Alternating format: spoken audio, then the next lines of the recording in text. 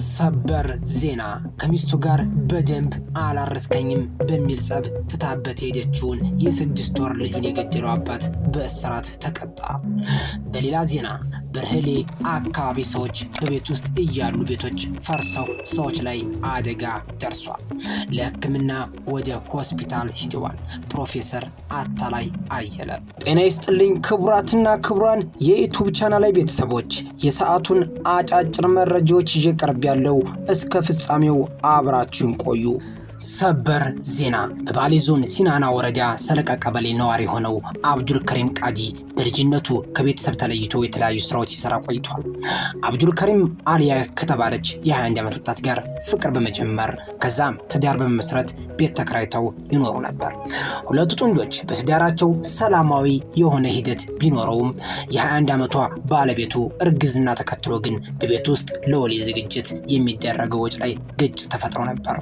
ይሁን እንጂ የካቲት ወር 2017 ዓ.ም አሊያ አንዲት ልጅ ትገላገላለች።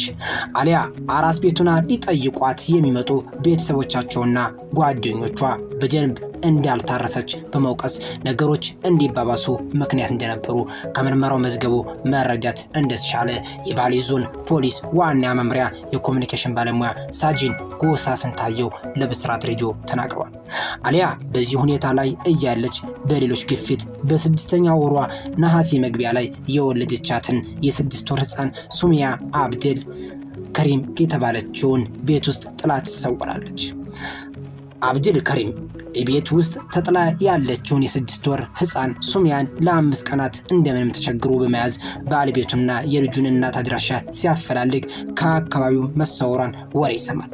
በዚህ ንዴትም የ6 ወር ህፃኗን ሱሚያን በጨርቅ አንቆ ህይወቷን በማጥፋት የገለባ ሳር ውስጥ እንደቀበራት በተገኘው ማስረጃ ተረጋግጧል። በሌላ ዜና መቀለ ከተማ አካባቢውን ከትናንት ጀምሮ ተደጋጋሚ የመሬት መንቀጥቀጥ እንደተከሰተ ይህም በተለያዩ የክልሉና አጎራባች ቦታዎች እንደተሰማ ተነግሯል። ለአደጋው መከሰት ምን የተለየ ምክንያት አለ ስንል የጠየቅናቸው በአዲስ አበባ ዩኒቨርሲቲ የጂኦፊዚክስ ስፔስ ሳይንስ አስትሮኖሚ ኢንስቲትዩት ተመራማሪ ፕሮፌሰር አታላይ አየለ በቆላማው የአፋር ክልልና በደጋማው ክልል በግልጽ የሚታይ ዝንፈት አለ፣ በተደጋጋሚ የመሬት መንቀጥቀጥ የሚያዘወትር ቦታ ነው ብለዋል። አሁን በተፈጠረ አካባቢ በተደጋጋሚ ተፈጥሮ ያውቀዋል። ትናንት ከእኩለ ቀን ጀምሮ ከ4.2 በሬክተር ስኬል ጀምሮ እስከ 5.6 ከፍተኛ የሆነ መሬት መንቀጥቀጥ ከሰሜን ምስራቅ መቀሌ ጨምሮ እስከ ምስራቅ መቀለ ድረስ ተሰምቷል ሲሉም ገልጸዋል። በርህሌ አካባቢ ጉዳት እንዳደረሰ የተዘገበ ነው። ሰዎች በቤት ውስጥ እያሉ ቤት ፈርሰው ሰዎች ላይ አደጋ ደርሷል።